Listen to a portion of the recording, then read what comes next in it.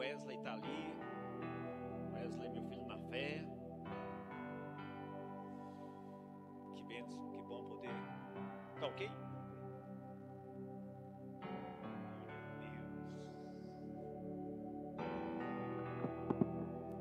Glória a Deus, aleluia. Vamos ouvir a palavra do Senhor, amém? Glória a Deus. Quem esteve aqui domingo? Levante a mão, quem esteve aqui domingo? Domingo. Quantos receberam a palavra de domingo aí? Deixa eu fazer outra pergunta. Quantos saíram daqui meio que com o zóio arregalado, falando, uau, o que foi aquilo? Quantos? Levante a mão aí. Quantos saíram assustados? A verdade liberta, irmãos. A verdade liberta. Sabe, nós vivemos por muito tempo, né? Nos achismos, eu acho. Eu vou pedir, cadê o meu sonoplasta ali? Para baixar um pouquinho esse microfone, está muito alto para mim, meu Deus. Mas já ele baixa. Porque daqui a pouco começa a gritar, você vai sair correndo daqui. Né? Então vamos lá. Obrigado, querido. Fecha teus olhos aqui lá contigo. Amém. Senhor, mais um dia, mais uma noite na tua presença. Não é fadiga, Senhor, é prazer, Senhor. Queremos ouvir a tua palavra, queremos ouvir aquilo que o Senhor tem preparado para nós, para a tua igreja, em nome de Jesus.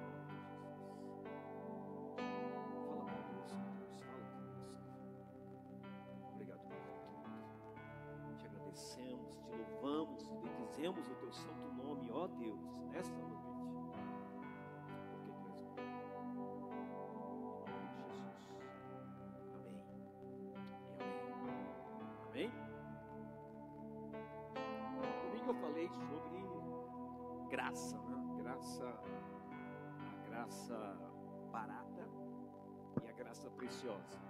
No próximo domingo eu vou continuar a dar prosseguimento a essa linha de graça barata e graça preciosa, porque temos muito a falar sobre isso, temos muito a conhecer de Deus, né? Porque não podemos estar só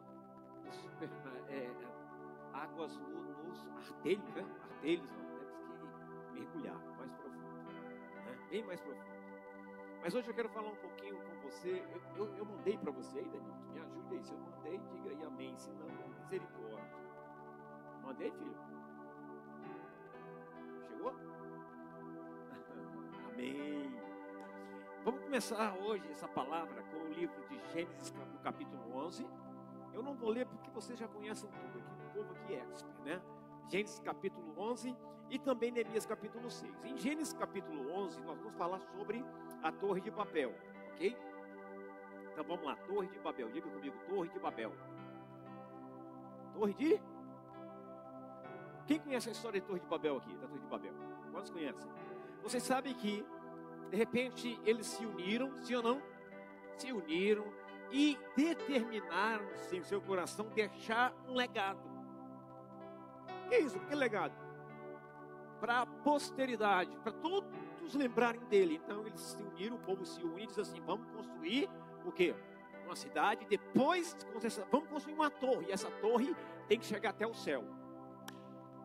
Sim ou não? Agora lembre-se do que eu estou dizendo. Aqueles dizem que, olha a observação, a palavra do Senhor se renova a cada manhã. A palavra do Senhor, a gente já pregou sobre isso, já falamos sobre isso, e agora Deus traz uma outra revelação em cima desse texto. Olha o que eu estou dizendo. Eles queriam deixar um legado. Queriam deixar o quê? Marcar o nome deles na história. O nome deles, diga comigo, o nome deles. Sim ou não? Agora vamos para Neemias capítulo 6, que diz lá, vamos começar Neemias mesmo, a partir do capítulo 1, 2, 3, 4. E a Bíblia diz que em 52 dias eles terminaram os muros de Jerusalém, sim ou não? A Bíblia diz que os muros estavam derribados. E Neemias foi com uma missão, restaurar os muros. Ele foi para Jerusalém com a missão, restaurar os muros de Jerusalém. Sim ou não? Sim ou não, gente? Guarde essas duas histórias. Vamos voltar lá. Guarde essas duas histórias. Então, tema dessa palavra hoje: juntos ou separados.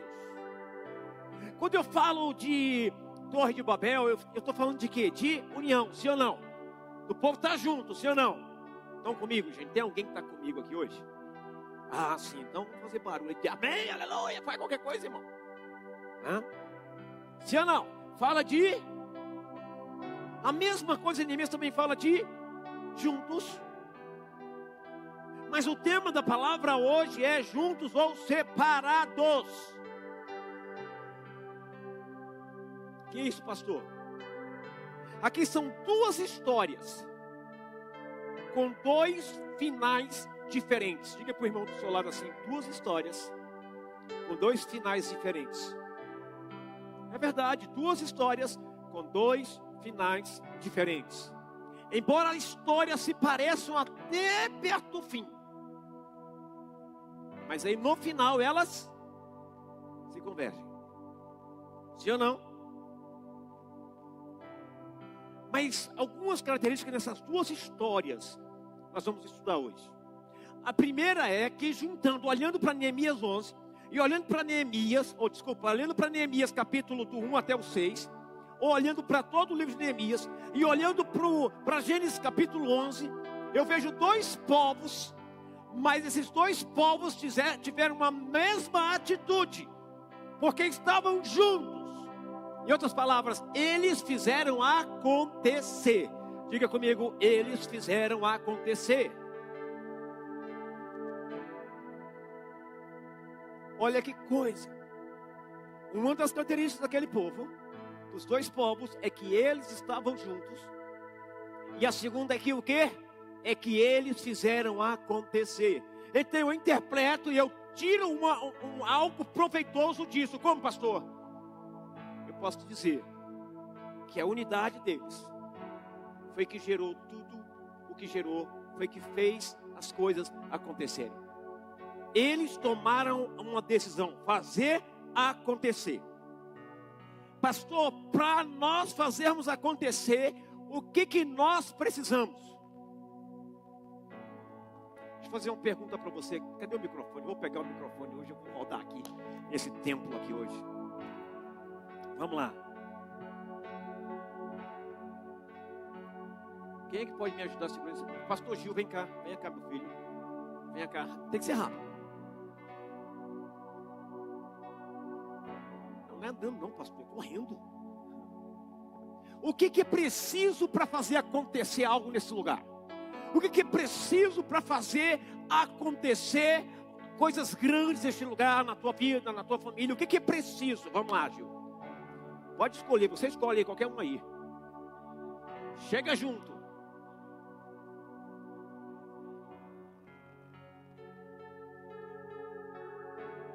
O que é preciso para fazer acontecer?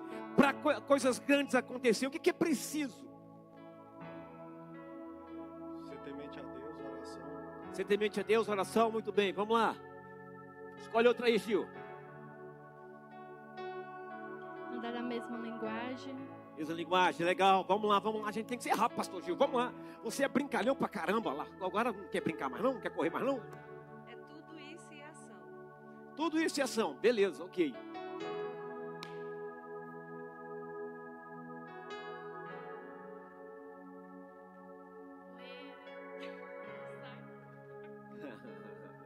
Tá bom, obrigado, pastor Gil. Fica aí, senta aí, agora você vai correr de novo.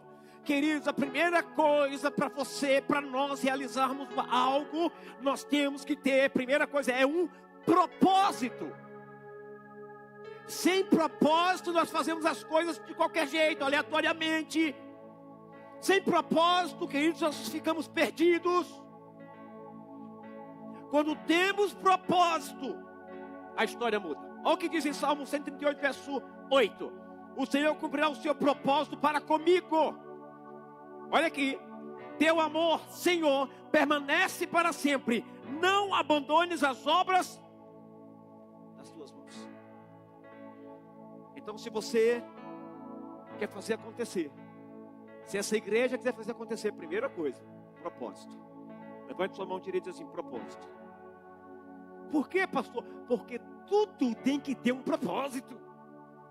Nada é por acaso, nada é aleatório, nada, uma certa manhã, quer dizer, um certo tempo, Deus estava lá sentado no seu trono, e ele pensou assim, rapaz, eu vou fazer alguma coisa. E ele fez, vou fazer uma terra, vou colocar, foi de qualquer jeito? Não, tudo tem um propósito. Não há você cair no lugar de paraquedas. Tudo tem um propósito. Aonde Deus te colocou, no lugar que Deus te trouxe, tem um propósito. Eu queria que você olhasse para esse irmão do seu lado aí, porque o marido, tua esposa, não sei, e diga assim para ele, você está aqui. Porque Deus tem um propósito comigo e tem um propósito contigo. Diga assim, o propósito do Senhor é lindo. Vamos crer? Neemias teve um propósito pelo qual ele se moveu. O propósito nos move. Neemias tinha um propósito e fez com que acontecesse. Os homens de Babel também tinham um e colocaram em prática. Neemias tinha um propósito, colocou em prática. Olha outra coisa importante para você. Os homens de Babel também tinham um propósito e eles colocaram em prática. A pergunta que eu faço, a igreja do Senhor nessa terra tem um propósito? Tem ou não tem? Tem ou não? Tem um propósito ou não tem? Sim ou não? Onde está a igreja? Tem ou não tem? Sim, temos um propósito. Sabe, mas aqui está a diferença. Eu disse para vocês no começo, aqui está a grande diferença. Um tinha um propósito. Olha para mim aqui, ó. Um tinha um propósito para a glória de Deus, mas o outro tinha um propósito para a glória deles mesmos. Olha que coisa. Olha a grande diferença, irmãos. Porque todo propósito que não é de Deus vai cair por terra. Todo propósito que você tem que não vem da parte de Deus.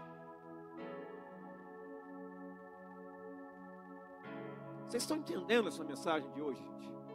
Duas coisas importantes. Os dois tinham um propósito. Mas a diferença hoje, a diferença que nós temos é que um tinha um propósito para a glória de Deus e o outro tinha um propósito para a sua própria glória.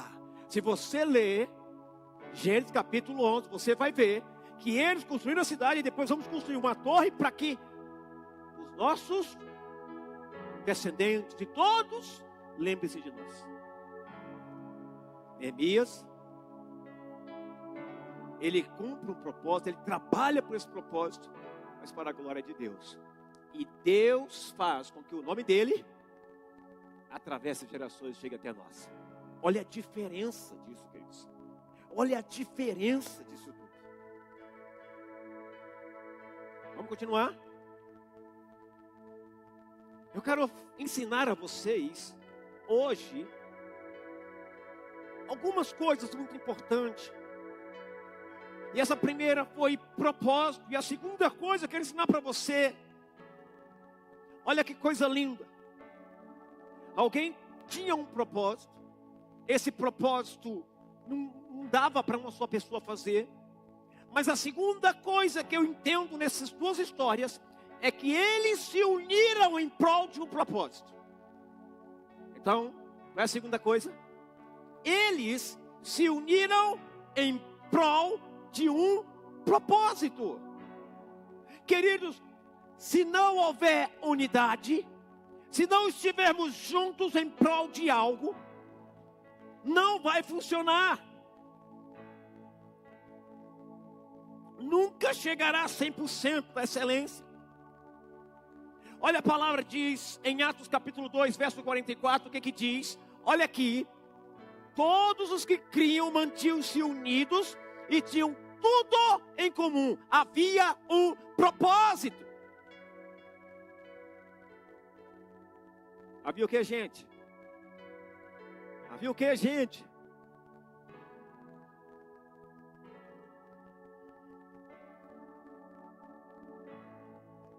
Tanto os homens de Babel como os de Neemias, eles se uniram e eles disseram: vamos fazer. Eu vou explicar. Neemias chega a Jerusalém, à noite ele sai de madrugada sozinho, com seu jumentinho, e ele olha toda a cidade, vê tudo destruído, queimado. Ele volta e daqui a pouco ele reúne todo mundo e diz assim: olha, Deus falou conosco, nós vamos levantar, a glória do Senhor será maravilhosa. E todos se alegraram e todos disseram: então vamos construir, vamos fazer. Eles se uniram, eles disseram: vamos fazer. O problema nosso hoje, a situação é hoje nossa, qual é, pastor? É porque alguns dizem vamos e poucos se juntam a esses, e então a conquista não é completa. Por quê? Porque a unidade não é completa.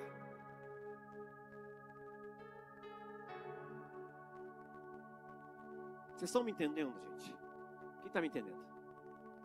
Nós temos que entender essa palavra hoje. É a união que vai fazer esse ministério avançar. É a unidade que vai fazer a igreja avançar. É a unidade que vai fazer com que teu ministério avance. É a unidade que vai fazer com que rompamos o que ainda não foi rompido. Mas precisamos de união em prol de todo o propósito que foi estabelecido por nós. Você não pode passar de largo, você tem que fazer parte. Vamos continuar. Presta atenção. A unidade, ela assusta e surpreende. Como assim, pastor? A unidade da igreja assusta e surpreende. Eu vou pegar no pé dos vascaínos aqui agora. Por que o Flamengo deu de 6-1 no Vasco? Por quê? Por quê, gente? Porque estavam juntos. Estavam juntos. Eles se uniram em prol. Vamos ganhar. E não só ganhar, vamos atropelar. E atropelaram. Vocês estão entendendo, queridos? E aí eu fui dar uma olhada, uma estudada, eu vi que o técnico do Vasco é novo, e o técnico do Vasco, ele mudou todo o time do Vasco. Em outras palavras, cada um por si, Deus por todos. No entanto, o primeiro gol do Vasco foi muito bonito. Mas quem estava mais unido, mais entrosado, deu um ataque em quem ainda estava começando a se fazer. Quero que vocês entendam. Aonde não há união, não há crescimento. Onde não há propósito, não há vitória. Não tem o porquê estar. Se você hoje se pergunta por que eu estou na igreja, e você não sabe responder, você está sem propósito. Você precisa encontrar seu propósito, se juntando. Por quê? Porque a unidade assusta e surpreende. Queridos, presta atenção numa coisa, a unidade assustou até Deus. De verdade, irmãos, a unidade assustou, que fez Deus descer do céu para olhar o que esses homens de Babel estavam fazendo. Deus olhou para ele: rapaz, esse povo está unido. E esse povo, se a gente deixar, ele vai chegar no céu. E o que Deus faz? Qual é a ferramenta, a arma que o inimigo usa para tirar as forças, para tirar o propósito, para destruir a unidade? Qual é a arma? Para trazer confusão. Qual é a arma? Qual é, irmão? Confusão. Desânimo. Quando nós estamos andando todos focados, o inimigo se assusta. Quando estamos andando todos para um propósito, cumprindo um propósito, porque o propósito da igreja não é só espiritual, não, irmão. O propósito da igreja passa por muitas áreas físicas da igreja, do ministério. A unidade faz acontecer e assusta. Por quê? Porque estamos unidos. E a ferramenta que Satanás usa, o que ele faz, o que ele trabalha é a separação, é a divisão. É você olhar para o irmão e não suportar ele. A ferramenta que Satanás usa é a divisão, é a separação. É cada um por si, Deus por todos. E, na verdade, essa frase eu não concordo. Deus não está em todos se não houver união, se não houver unidade.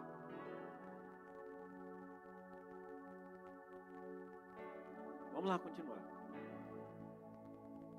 A unidade, ela assusta e surpreende de tal forma, queridos, que eu olho para os inimigos da verdadeira verdade, do verdadeiro evangelho, e eu fico com eles assim de queixo caído. Por quê, pastor?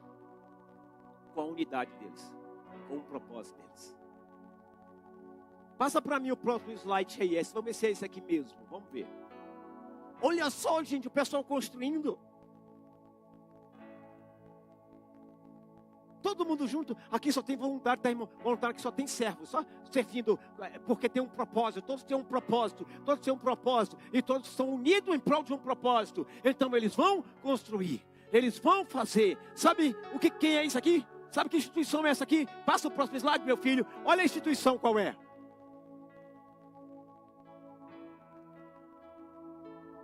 Fala o nome aí, gente, dessa instituição, por favor. É isso que você acha que, gente, capacete, eles usam tudo, eles se combinam, eles se juntam, e um faz o alimento, outro faz isso, outro faz aquilo, eles estão juntos e eles fazem acontecer.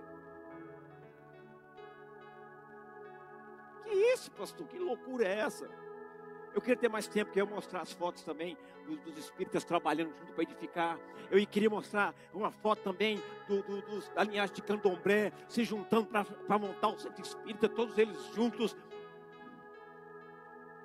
Até os filhos das trevas são mais unidos que os filhos da luz. Eu falo, uau, olha assim, falei, Senhor, o poder, queridos, que tem a unidade é dentro de um propósito. Mas os crentes não, cada um quer caminhar para o seu lado. Cada um quer ter razão, cada um tem o seu achismo, cada um tem... Meu Jesus, tem misericórdia de nós. Em Gênesis capítulo 11, verso 5, Deus reconhece que a união daqueles homens iam levá-los a fazer o que eles quisessem. Quem está comigo aqui está entendendo isso? Então o problema hoje da igreja é falta de unidade, é falta de mergulhar no propósito. O problema hoje de muitas denominações é a falta de unidade. Entenda uma coisa, a falta de unidade enfraquece, divide, separa. A falta de persistência no propósito te derruba, nos destrói e destrói a igreja.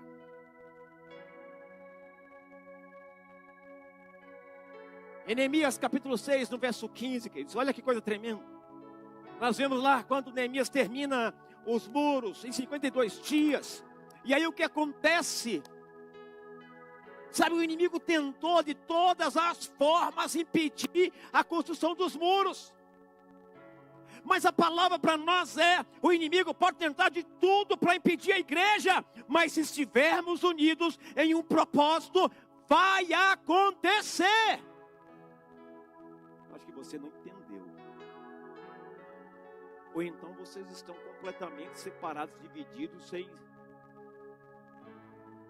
Filho, Filhos e filhas, acordem porque eu vou falar agora.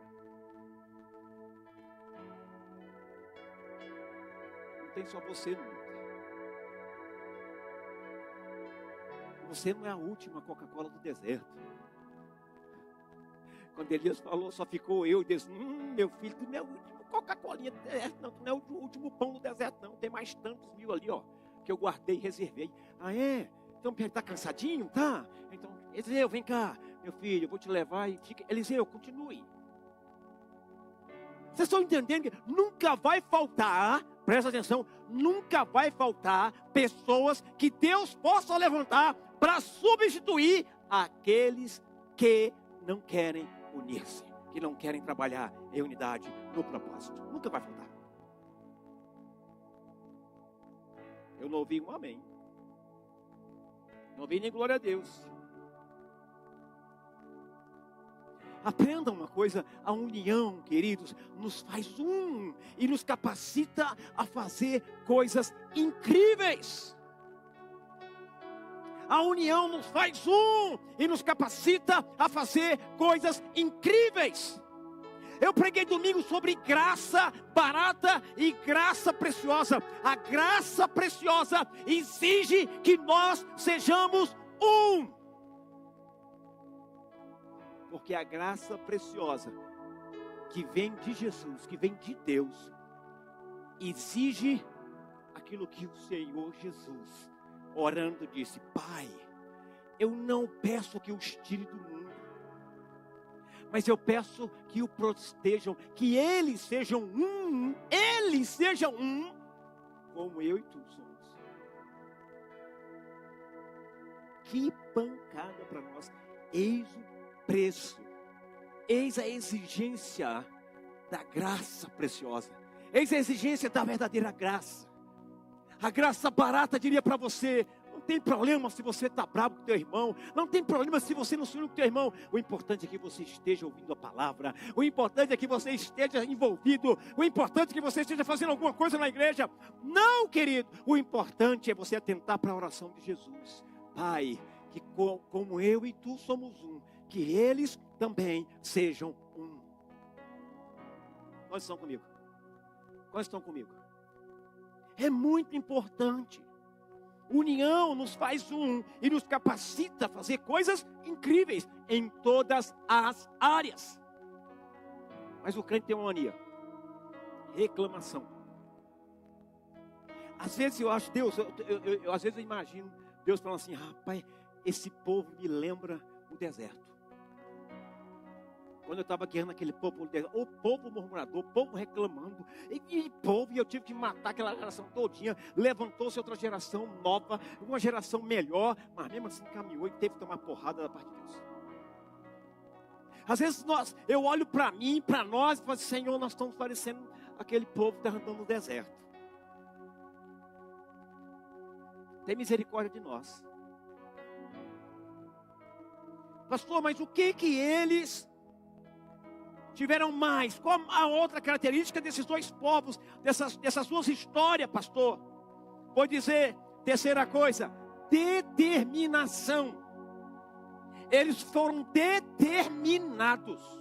Você acha que não houve problema para Neemias? Houve. Você acha que não houve problema para aqueles que decidiram levantar a Torre de Babel? Houve. Você acha que não houveram acidentes? Houveram. Talvez eles poderiam dizer: está ficando muito alto, vamos parar, porque senão vai cair em cima de todo mundo. Eles estavam determinados. Fale comigo: determinados. A pergunta é, filho, você está determinado a fazer funcionar aquilo que Deus colocou nas tuas mãos? Você está determinado a valorizar essa unidade? Você está determinado a fazer acontecer? Você está determinado a gerar aquilo que Deus tem chamado essa igreja para gerar? Você está determinado a caminhar junto com teu irmão? Você está determinado a caminhar junto com esse pastor? Você está determinado a caminhar junto com a missão dessa igreja? Lugar onde Deus te plantou.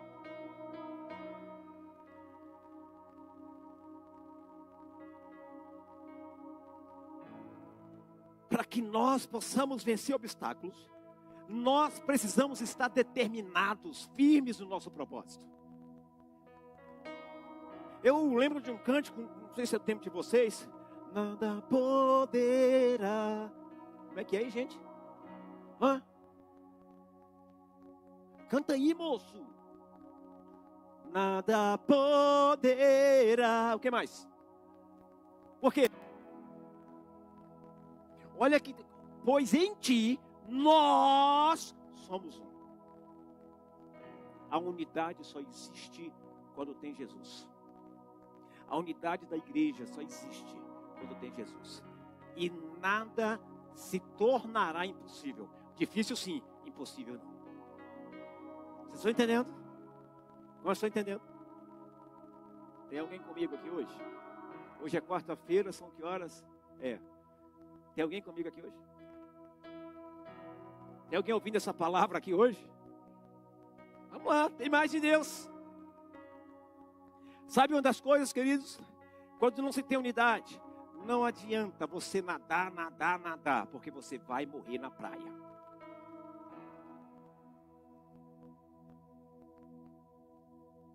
E sabe qual é o grande problema?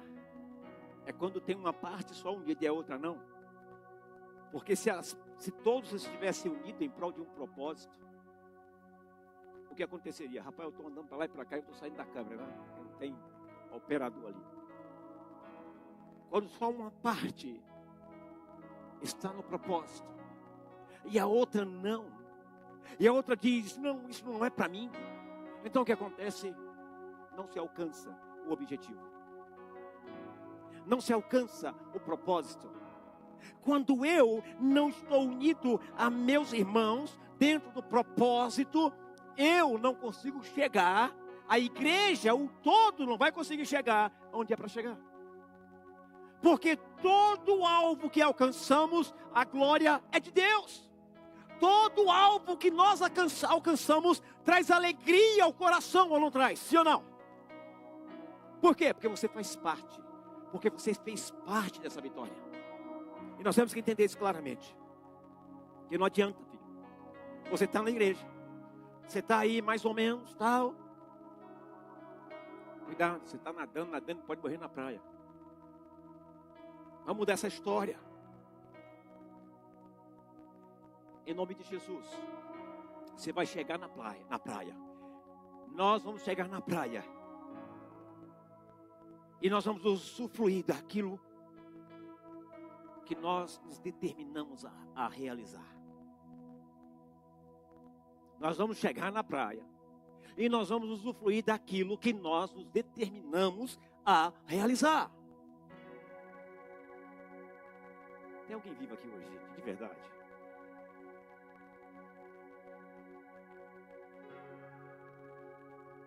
Vamos lá.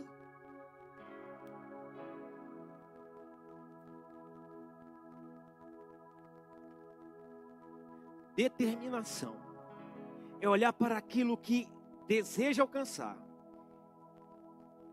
e não parar de perseguir até alcançar. Isso é determinação. Ai, pastor, está difícil, eu vou parar. Para não. Qual é o propósito da igreja? Qual é o propósito que Deus colocou no teu coração para a tua vida? Qual é o propósito que Deus colocou para que essa igreja execute? Qual é o propósito, a missão da igreja? A igreja tem uma missão. E quem é a igreja? Diga comigo, nós. Nós somos a igreja. Quarta coisa, quero ser breve com você. Quarta coisa, olha só. Coragem, tenha. Josué capítulo 1, Deus chama quem, gente? Chama Josué e diz assim, Josué, o velho Moisés morreu. Eita. Levei. Agora vem cá tu. Vamos sentar, vamos conversar aqui. E Deus fala para Josué. Por que Deus fala? Porque Josué aprendeu. Porque Josué foi bem discipulado. Porque Josué, queridos, foi discipulado pelo próprio Moisés. Josué viu o que Deus fazia com Moisés. Josué ouvia a voz de Moisés. E aí o que acontece? Moisés morre e Deus chama Josué disse: Josué, olha, tem uma coisinha para você. Tão somente ser forte e hoje é a palavra de Deus para esta igreja: coragem, e não desculpas, e não argumentos. Coragem, queridos. Coragem tem quem realmente está vivendo na graça preciosa. A graça preciosa tem exigências, e uma delas também é coragem. Coragem para viver o propósito de Deus nessa terra, diante de tantas coisas que nós temos nesse mundo, diante de tantas, da forma que o mundo está andando para o pecado, para a destruição. Coragem é uma determinação de Deus para a sua igreja, para aqueles que querem verdadeiramente viver a graça preciosa. A graça preciosa exige de nós, queridos, o que? Coragem. E para isso tem discipulado.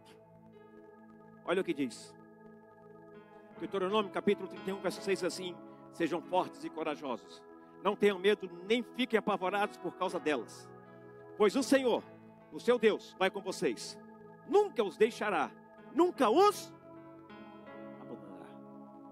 Quem estiver se sentindo abandonado é aquela pessoa, não me toque, que está vivendo essa graça barata. Mas quem estiver se sentindo com coragem, determinado, decidiu morrer para si mesmo, para viver para Deus, esse tem coragem. Coragem para lutar por unidade. Coragem para repreender aquele irmão que quer dividir. Coragem para repreender aquele irmão que quer se separar. Coragem. Aprenda uma coisa: batalhas não são para covardes, ou preguiçosos, ou para quem vive em sua zona de conforto. Você pode... Passa o slide para mim aí, meu filho, para a igreja poder ler. Vamos lá, gente, leia aí para nós, vai, por favor.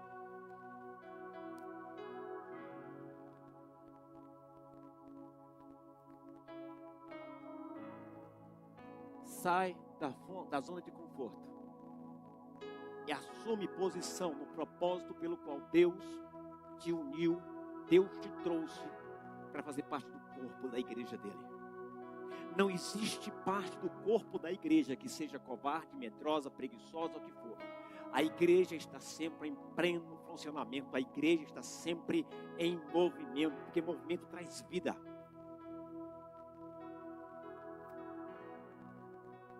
Neemias, ele se moveu com coragem e Deus fez um milagre. 52 dias. Os inimigos disseram: o quê? Como? 52 dias eles terminaram o muro? Por quê? Unidade. Coragem. O que mais, gente? Propósito. Determinação. Estava aqui, ó, focado naquela missão. E qual era a missão? Levantar os muros que foram derribados.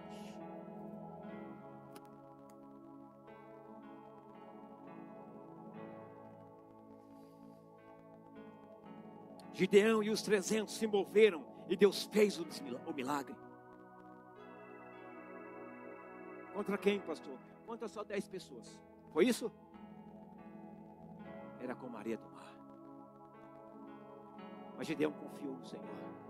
E com 300 homens, Gideão, sem muito esforço, só gritando, fazendo barulho e segurando tocha, destruiu um exército inteiro. Por quê? Coragem.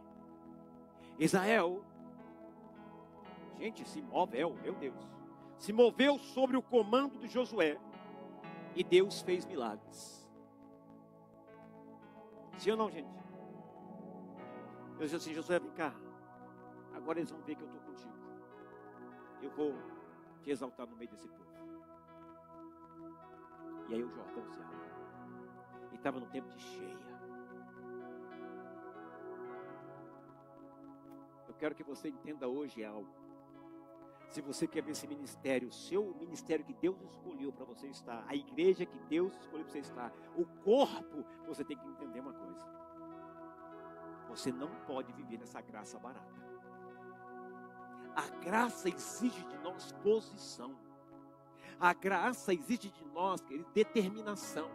Essa graça preciosa exige de nós determinação, coragem, ousadia. Essa graça, a graça preciosa, queridos. Por que a Bíblia diz que o céu é tomado por esforço? Porque quando nós chegarmos lá, nós vamos fazer festa, porque toda a luta, todo o esforço, toda a batalha, tudo aquilo que nós renunciamos, tudo aquilo que nós, deixamos de lado, e nós chegarmos na linha de chegada, chegarmos no céu, como é que vai ser? Eu vou dizer para você uma coisa, eu vou chegar dando cambalhota, eu vou chegar saltando de alegria. Por quê? Meu filho, o que nós passamos nessa terra, para se manter nessa graça preciosa, com coragem, com ousadia, com determinação, com força.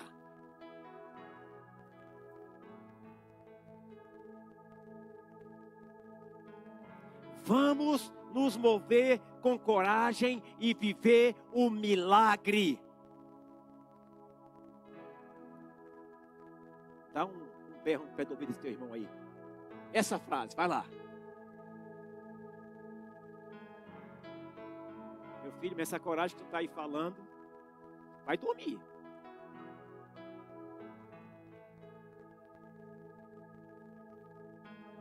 Quinta coisa, vamos lá, fé. Quinta coisa, fé. O que a Bíblia diz sobre fé? Olha, eu vou dizer para você. Presta atenção, dentro de tudo, o tempero maior é fé. Noé fez a arca. Por quê? Porque ele viu a chuva? Não. Porque Deus falou para ele, ele teve fé. Ele não viu, mas ouviu. E ele teve fé. Abraão saiu para o deserto por uma promessa. Ele viu? Não, ele só obedeceu. Ele ouviu. E quando ele estava no deserto, foi que Deus mostrou a ele o que ele ia ganhar, o que ele ia ter. Vocês estão entendendo o que eu estou dizendo? Estão entendendo? Moisés guiou o povo, atravessou o mar vermelho. O que foi isso? Fé. Olha outra. Josué e o povo fizeram cair as muralhas. Fé. Com grito apenas. Fé. Davi enfrentou o gigante. O que foi isso? Coragem? Não, fé. E a fé trouxe coragem. Trouxe ousadia, determinação. Ele não falava assim, olha, eu acho que eu vou te matar. Ele disse assim, hoje eu vou cortar a tua cabeça. Em outras palavras, eu quero crer que ele já estava falando com o morto. E sem a cabeça ainda. Sem fé é impossível agradar a Deus. Agora aprenda uma coisa. Quando estivermos juntos, seremos invencíveis. Quando estivermos juntos, seremos invencíveis.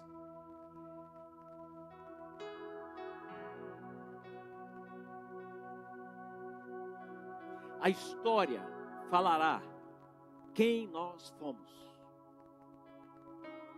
Estão entendendo? Nós vamos passar, pode vir a prosperação, mas a história vai falar quem nós fomos. Por quê? Porque nós exaltamos o nome do Senhor. Não porque nós fizemos algo, mas porque nós exaltamos o nome do Senhor, obedecendo, fazendo aquilo que Ele determinou para a sua igreja. Amém? A história mostra que Neemias, lá no capítulo 3, descreve as famílias que uniram-se ao propósito com determinação, coragem e fé. E por isso entraram para a história.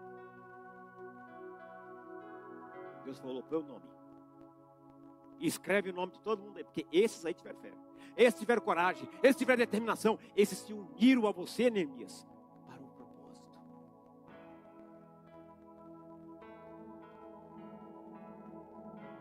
Mas aí me vem a pergunta para nós nos dias atuais: até quando?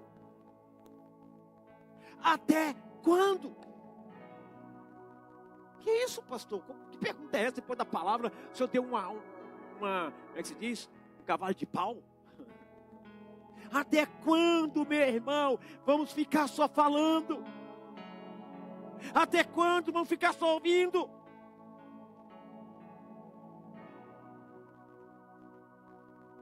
Pedro, bonitão, quando Jesus disse para ele assim: olha, eu vou partir, tal. E aí, Pedro fala assim, em Lucas 3,37. Ele diz assim: por que é que não posso ir agora, se estou pronto para morrer por ti? Olha, filhos. Olha a fala de Pedro. Aprenda com ele, não fique só falando. Eu queria tanto ter que aquilo na igreja, aquilo outro, aquilo. Não fique só falando. Não seja como Pedro. Ele diz: por que é que não posso ir agora, se estou pronto a morrer por ti? Vamos lá, vamos continuar.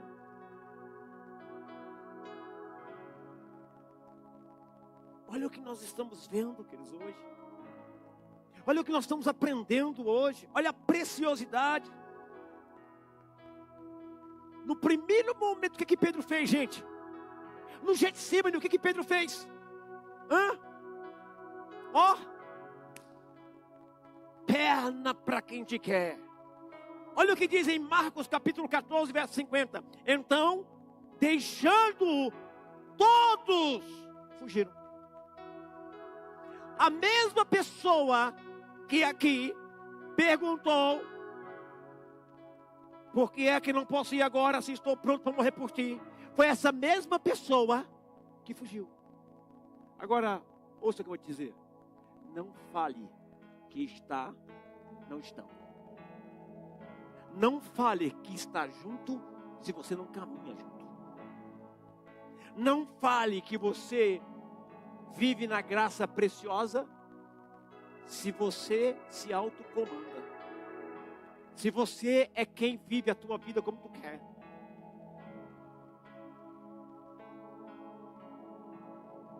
Vamos ficar só falando? Nós vamos fugir da responsabilidade como igreja? Vamos fugir da responsabilidade como igreja? Queridos, nesses dias Deus está trazendo essa igreja para o trilho. Nesses dias Deus está trazendo revelação, coisas fortes, para que a igreja dele seja a igreja dele. E não um clubinho social, e não vou lá porque a palavra é para cima, é isso. Não. Deus está falando com a igreja dele. Se você faz parte dessa igreja, Ele está falando contigo. Eita Deus. Eita Deus. Na hora que o negócio apertou, o que os discípulos fizeram? Na hora que Judas e os soldados chegaram, o que os discípulos fizeram? Aquele que disse que estaria com ele, que queria morrer com ele, o que ele disse? O que ele fez?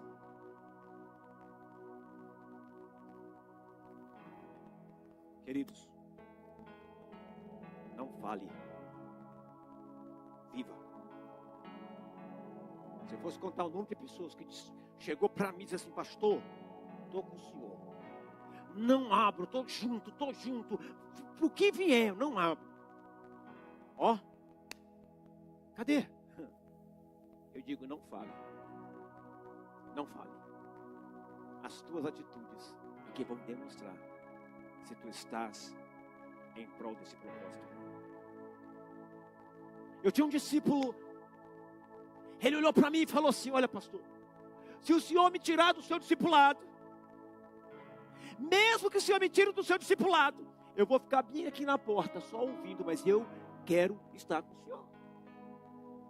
Eu vou insistir, pastor, eu vou chorar, mas eu não quero deixar o senhor, eu quero ouvir a sua palavra. Eu quero. Cadê ele? Onde está? Meu filho, quem quer viver o discipulado, quem quer viver a graça verdadeira, a graça preciosa, corre atrás, chora, se humilha, por amor, eu preciso. Começa o tratamento daí de Deus, filho.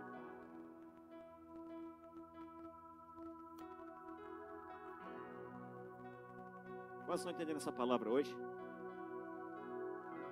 Temos oração. Vai deixar apenas os irmãos orando e ficar em casa? Os frutos são para todos, irmão. O benefício é para todos. Não é só para um, não. Temos treinamento, sexta-feira agora. Vai ficar de fora? Ah, isso não é minha praia. Qual é a tua praia?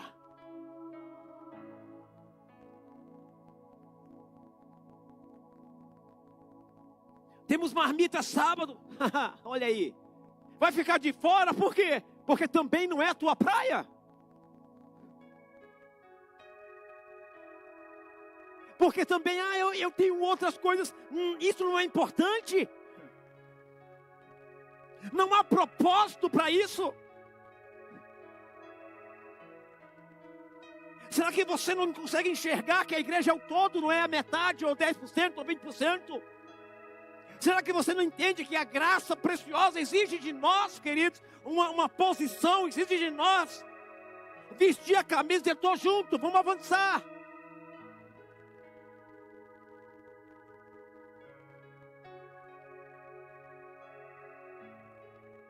Por que não se alcançam metas nessa igreja? Porque a igreja não está unida em prol do propósito. O Senhor manda seu servo convidar todo mundo para a festa. E ele sai na rua convidando, e um diz, eu tenho que fazer isso, o outro diz, eu tenho que fazer aquilo, o outro diz, eu já tenho isso aqui, eu já tenho aquilo outro, e aquilo outro, e aquilo outro, e aquilo outro. Aí o servo chega no seu cheiro e diz assim, Senhor, cada um tem uma coisa para fazer. Não dá. Aí sabe o que o Senhor faz? Faz o seguinte, vai na rua. Pega os mendigos, os miseráveis, pega todo mundo, veste todo mundo roupas festivas e traz para minha festa. Porque quem era para ser honrado eram eles não quiseram, agora o espaço é de outro. O que é isso, pastor? Que coisa louca é essa que você está falando hoje? Que eu estou te dizendo, meu irmão, que você foi convidado para a festa. E tem gente que não quer participar da festa. Tem gente que só quer pegar carona. Tem gente que só quer, isso aqui é melhor do que isso aqui. Queridos, presta atenção. Quando você decide andar com Jesus, quando você confessa Jesus como teu Senhor e Salvador, nós não escolhemos mais o que fazer, mas nós olhamos para o propósito. No propósito vamos passar por coisas boas, coisas que nós não gostamos de fazer, mas temos que fazer. No propósito, para cumprir esse propósito, a igreja precisa passar por coisas, queridos, que ela não gostaria de passar. Mas é a unidade da igreja. Mas é todo mundo focado no propósito que vai fazer com que nós alcancemos o sucesso para aquilo que vamos fazer. Vocês estão me entendendo? Vocês estão me entendendo? Aí você, pastor, para que essa marmita? Para que essa oração? Para que essa oração durante a semana aí, com família? Para quê? Para quê? Para quê? Em todas as coisas, queridos, Deus está presente. E Deus usa todas as coisas para trabalhar no teu caráter, no teu coração. Quem faz parte do corpo é a igreja. Mas existe aí os vírus da Covid, que estão aí para matar as células boas. Acho que é isso, né? A gente tá bom, de repente tem uma gripe. Aí você fala assim, caramba, essa gripe veio só para me deixar para você ou não, gente? A Cássia já estava gripada esses dias, né, Cássia? Gente, olha, estava muito bem, mas de repente uma miserável de um vírus, ou bactéria, não sei. Cássia. A igreja é um corpo. A mesma coisa. Tem sempre um vírus trabalhando para dividir. Tem sempre uma bactéria com achismo. Filho, você não precisa inventar nada. O caminho já está dado. A palavra já está dada. O guia nós já temos, é a palavra de Deus. Eu não tenho que achar nada. A palavra já disse tudo, acabou. Você vai ouvir quem? O vírus? Ou você vai ouvir a palavra? Você vai ouvir quem? A palavra? Ou vai ouvir o vírus? Porque o vírus te desanima. Porque o vírus tira a tua força. Quem já ficou gripado aqui? Levante a mão. Rapaz, todo mundo, claro. Você perde as forças? Você fica desanimado? Muitas vezes perde o gosto da comida, sim ou não? É assim quando o vírus entra no corpo. Paralisa você. Adoece você. Você não sente mais o gosto da adoração. Você não sente mais o gosto do louvor. Você não sente mais o gosto, queridos, da comunhão, da unidade, do trabalho. Sempre nós teremos um argumento. Entendam o que eu quero dizer hoje para você, igreja. Graça preciosa, queridos, tem exigências. Você não aceita Jesus para fazer o que você quer, não.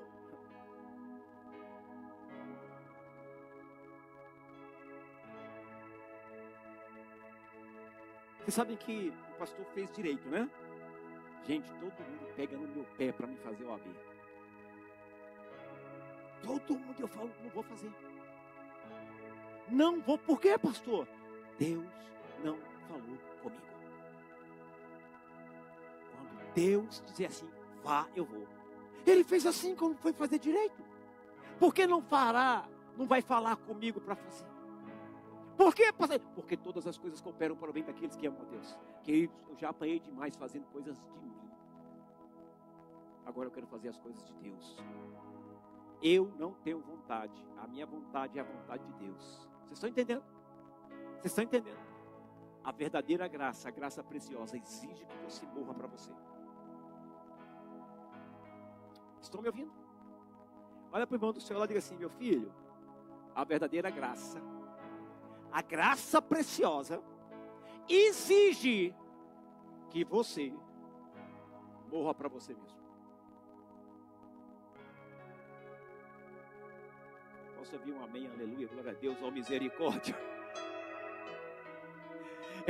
Eu lembrei de uma passagem aqui agora, irmãos.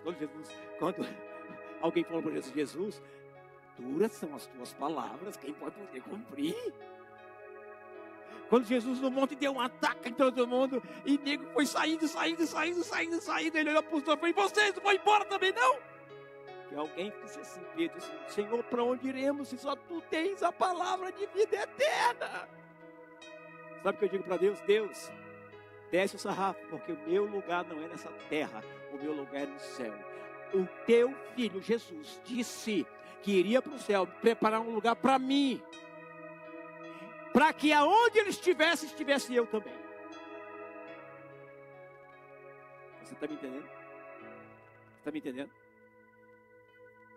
Diga para o irmão do seu lado, não vá no mercado comprar.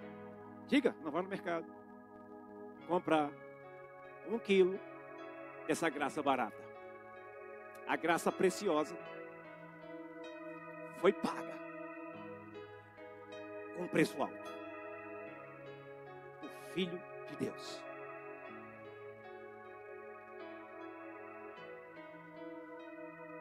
Que graça é essa que só fazemos o que queremos, irmão?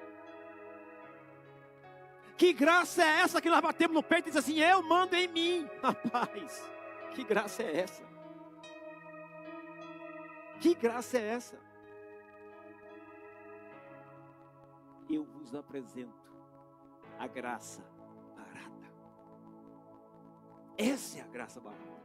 Você sabe por que o Brasil está cheio de crente? O pessoal diz assim, olha, a população brasileira cristã, é evangélico, claro. Claro. Ai, é que nem Bolsa Família, todo mundo está atrás, é de graça. Não precisa muito esforço. É por isso que está assim de evangélico. Chovendo de evangélico. Por quê? Porque a graça que é pregada hoje é uma graça barata, sem compromisso. Mas a verdadeira graça, a graça preciosa, exige de nós obediência. Obediência. Agora, quer dizer, eu tenho muito cuidado, porque tem muitos crentes feridos que não querem mais saber de igreja por causa de líderes que colocaram o pé no pescoço dessas pessoas e impuseram aquilo que eles queriam, usaram a palavra para amedrontar, para subjugar. Eu sempre peço a Deus que me dê graça, me dê discernimento para sempre pregar a sua preciosa graça, porque essa preciosa graça exige de nós obediência. Quem só faz o que quer e quando quer está vivendo uma graça barata. Quem vive para Deus não vive mais para si mesmo. Quem vive para Deus não vive mais para si mesmo. Quem acredita nisso? Quem acredita nisso? Se estamos unidos, temos um propósito. E dentro desse propósito haverá batalhas. Batalhas são pequenas lutas que nós, como igreja, temos que enfrentar. Batalhas são pequenas lutas que nós, como igreja, temos que enfrentar. E nós só poderemos chegar aos nossos alvos, às nossas metas, se estivermos unidos em prol disso. Ah, pastor, temos sexta-feira agora, temos treinamento. Aí vem 6, 7 pessoas. Eu vou treinar essas 6, 7 pessoas. Eu vou falar para essas 6, 7 pessoas, não estou preocupado. Por quê, pastor? Você sabe, não vou responder. Quem vive para Deus não vive mais para si mesmo. Quem vive para Deus não vive mais para si mesmo. Olha para o irmão do seu lado e diga isso para ele.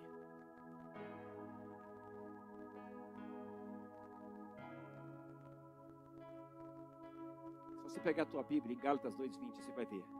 Foi crucificado com Cristo. Assim, Gálatas 2:20. Assim, já não sou eu quem vive, mas Cristo vive em mim. A vida que agora vivo no corpo. Olha o que ele está dizendo aqui. Isso é graça. Isso é a preciosa graça. E ele diz: a vida que agora vivo no corpo, vivo pela fé no Filho de Deus, que me amou e se entregou por mim. Olha o zelo, olha o cuidado, olha o valor que temos que dar na graça. A preciosa graça. Preciosa graça. Eu encerro essa palavra hoje. A escolha é sua. A escolha é sua. Você sempre terá a escolha. Vamos unir. Vamos ao propósito. Sabe que eu estou falando com alguns irmãos agora? Ah, pastor, não posso. Eu falei, irmão, tu tá junto ou não tá? Tu quer ver o ministério avançar ou não quer? Porque todas as vezes, ou sempre temos alguma coisa, uma missão. Por quê? Porque você sempre tem coisas, prioridades. Tem as suas prioridades. Você vive para Deus. Deus vive em você. Ah, eu vou para... Você orou? Você perguntou para Deus se você podia ir? Você perguntou para Deus se Ele te quer nesse lugar? Você perguntou para Deus, queridos, porque andar com Deus é abdicar das tuas vontades para fazer a vontade dEle. Não a vontade do pastor, não a vontade do teu líder, mas a vontade dEle. Por quê, pastor? Porque é a vontade dEle que é boa e agradável para mim e para você. Ah, eu vou em tal lugar. Você vai? Aí você vai orar. Aí Deus falou, você não vai. O que você faz? Você não vai. Por quê? Porque você não vive mais. É Cristo que vive em você. Você não manda mais em você, é Cristo que manda em você. Não é o pastor não, olha que coisa, né? Não é o pastor que manda em você, é Cristo que manda em você. Se você decidiu viver essa graça genuína, então você está morto. Então eu vou procurar o Denis. Cadê o Denis? O Denis fala assim, que Denis? Johnny, meu Deus. Sempre confundo, né? Vou procurar o Johnny. Aí o Johnny fala assim, você não vai encontrar não. Por que? Ué, mas por que você? Não. Não procure o Johnny não, porque o Johnny morreu. Agora procure Jesus, que você vai encontrar o Johnny. Vocês estão entendendo? Não é mais a nossa vontade. Filho, toda decisão que você for tomar, ore. Fale com Deus. Peça para Ele. Por quê? Porque você não é mais seu dono. Querido, eu disse para você. Era para não estar ganhando muito dinheiro. Era para não ter feito o AP e estar ganhando dinheiro, irmão. Não era pouco não, porque eu tenho conhecimento na praça, conheço muita gente. Mas Deus, não.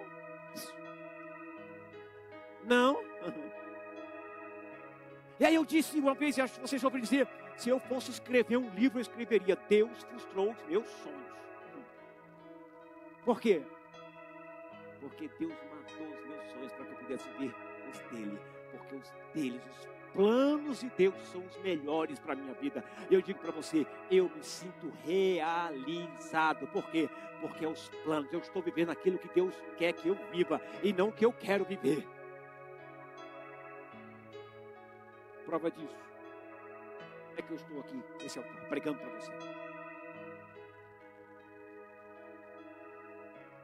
Aí ele diz assim, quando você morre, filho, ele diz assim, eu é que sei os planos que tenho a seu respeito. Aí ele diz, planos de bem e não de mal, para vos dar o fim que desejais.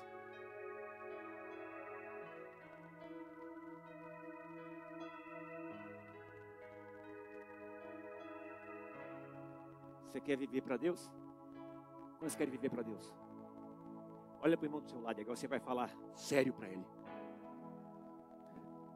Fala assim para ele assim: morra!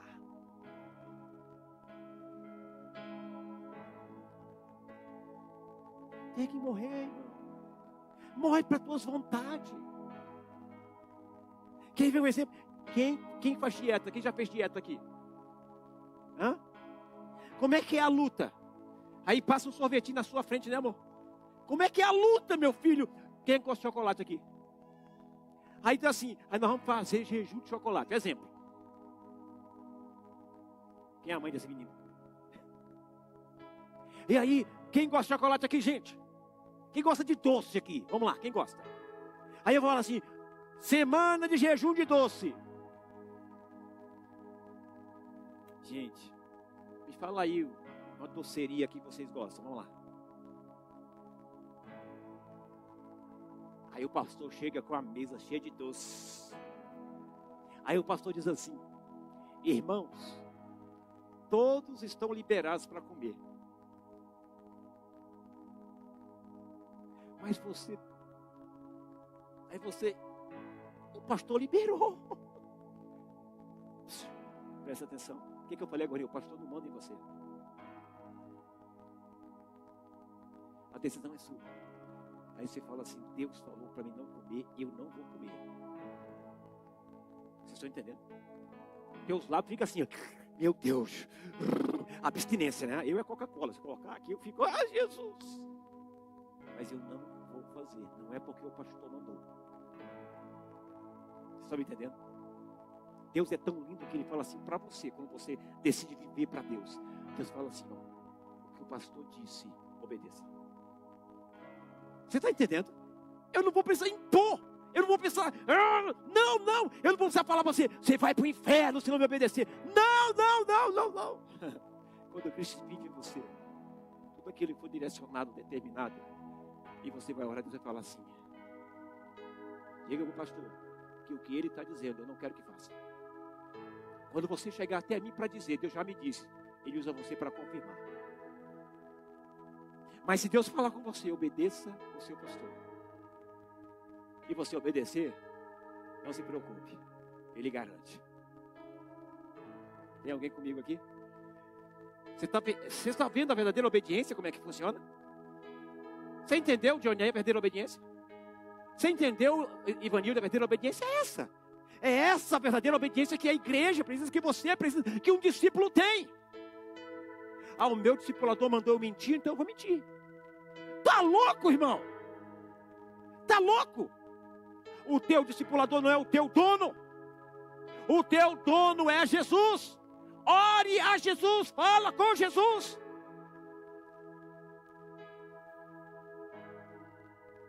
Essa é a verdade. Ou estamos juntos ou não estamos. Eu termino essa palavra dizendo isso. Juntos ou separados? Porque enquanto estivermos separados, fracassos em cima de fracassos, metas não serão cumpridas, sonhos não serão realizados, crescimento não haverá. Mas quando estivermos unidos como igreja, como povo, nada será impossível. Fica de pé em nome de Jesus. Recebe essa palavra?